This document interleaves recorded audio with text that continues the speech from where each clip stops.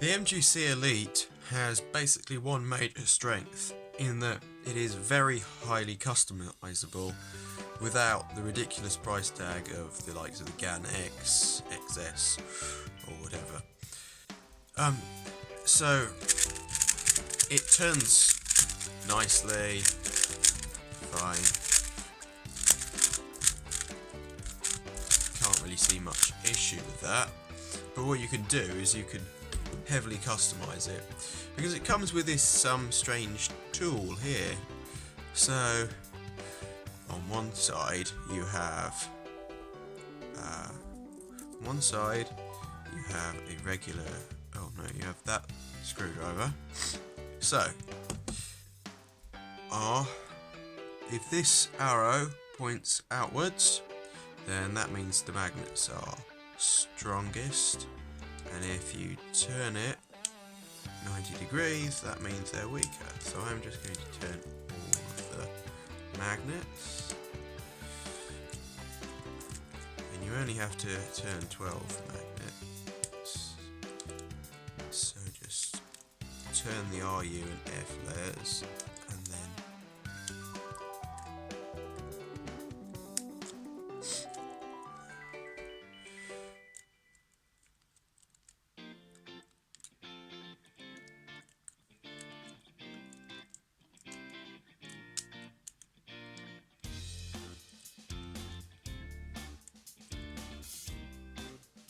okay. And now the magnets are weaker, so the cube turns faster but is less stable.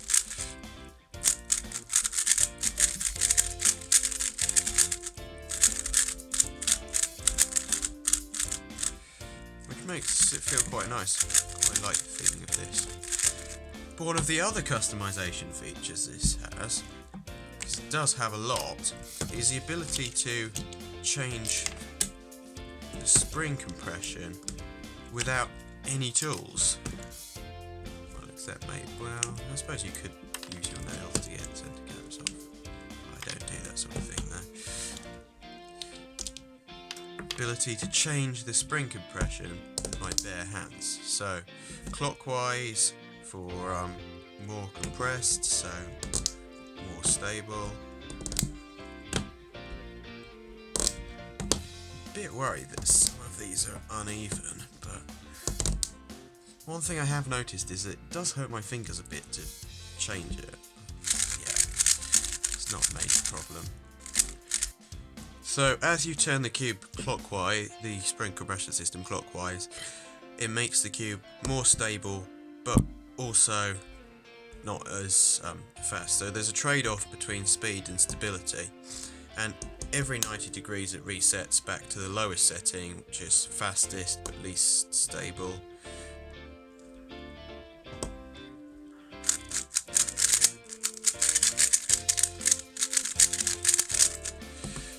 And then you've got that trade-off. So let's get it to... So here it's nice and stable. Well, I say I need to do that on all of them, don't I?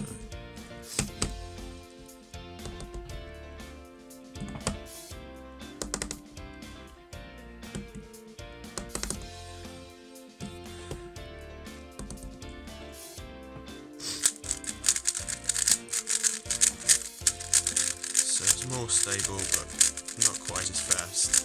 It's still pretty fast. Still quite a nice cube.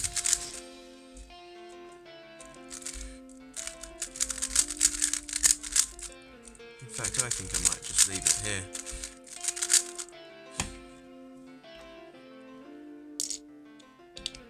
But yeah, if you increase, so if you turn it clockwise up to 90 degrees, when you get to 90 degrees it resets.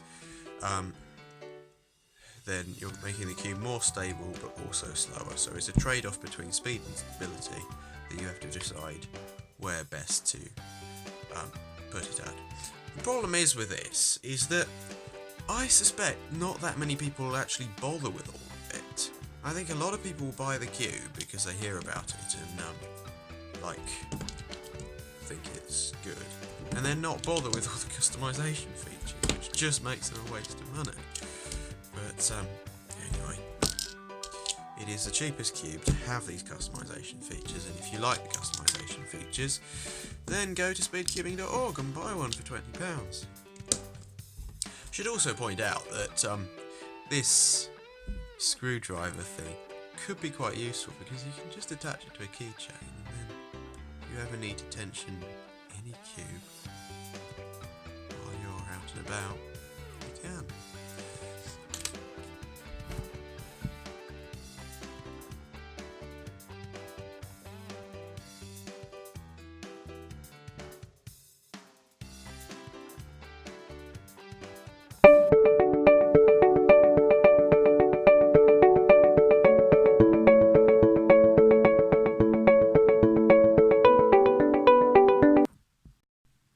So I'm going to do a quick average of 5 on this cube. There probably is going to be some, well, my solves are probably not going to be that good because I've got to hold the cube at an annoying angle to get it in frame.